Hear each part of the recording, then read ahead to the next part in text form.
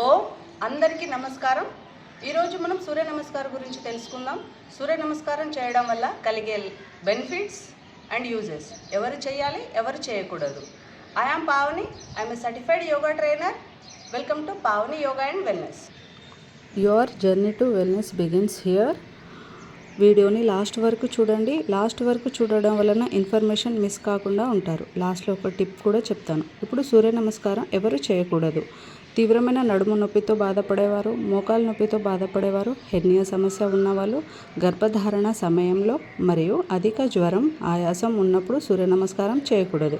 Slip disc అయిన వాళ్ళు, surgery అయిన వాళ్ళు, ఋతుక్రమ సమయంలో ఆడవాళ్ళు, పీరియడ్స్ టైంలో సూర్య నమస్కారం చేయకూడదు.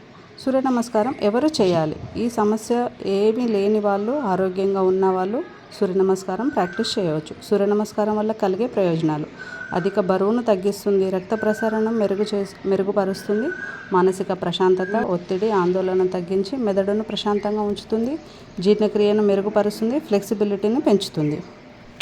లాస్ట్లో చెప్తా అన్న టిప్ ఏంటిదంటే, సూర్య నమస్కారం ప్రాక్టీస్ చేసేవాళ్ళు ఎంటీ స్టమక్తో ప్రాక్టీస్ చేయాలి, బ్రీతింగ్తో చేయాలి. ఫస్ట్ స్లోగా స్టార్ట్ చేసి స్పీడ్ పెంచాలి. 3 to 12 రౌండ్స్ డైలీ ప్రాక్టీస్ చేయాలి సూర్య నమస్కారం. ఇలాంటి ఇన్ఫర్మేటివ్ కంటెంట్ కావాలంటే కామెంట్ చేయండి, దానిపైన వీడియో చేశాను. Please like, share and subscribe Pavani yoga and wellness. Like చేయడం వలన 10 మందికి రీచ్ అవుతుంది. తద్వారా అవసరం ఉన్న వాళ్ళకి హెల్ప్ చేసిన వాళ్ళం అవుతాం. హెల్దీ లైఫ్ కోసం డైలీ ప్రాక్టీస్ చేద్దాం yoga. Support me. Thank you.